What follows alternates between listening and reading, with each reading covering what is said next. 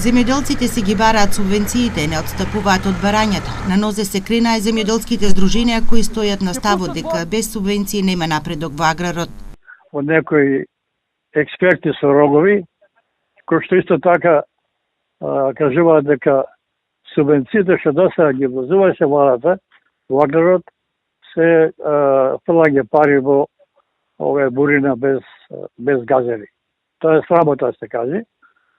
Затоа што преку тие субвенции нашите земјоделци успеваа она што го украдеа од купувачите на некој начин да го намалат преку субвенциите.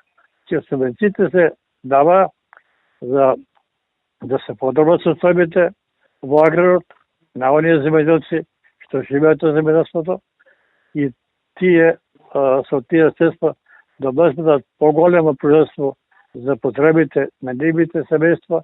Овчарите пред нова година ги чекаа субвенциите. Алармираа за лошата состојба во овчарството, барејќи да ги добијат порано за да ги покријат направените трошоци, да купат храна и исплатат овчарите. Субвенциите вани ги зема, сега за оваа година не се дадени. Сега треба да ги пушта. Некој храна му требава ечмен, некој јонџе нема да му стас. Овчар плати 500 евра и на тебе шо ќе ти остане? Ништо. Ништо не останува.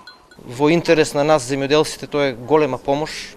Ако не се мислам тие субвенции, голем дел од трошоци ни ги покриват, како за тековно одржување на опрема, така за сеидба и покријат ни трошковите, барем ако не друго. Ако нема род житарица, барем тоа ни покрие. Ако не, тоа па ичпа, за никаде. Пролетната сеидба е на прагот. Земјоделските здруженија прогнозираат загуби во производството ако навреме не ги добијат субвенциите, а се закануваат и со протести.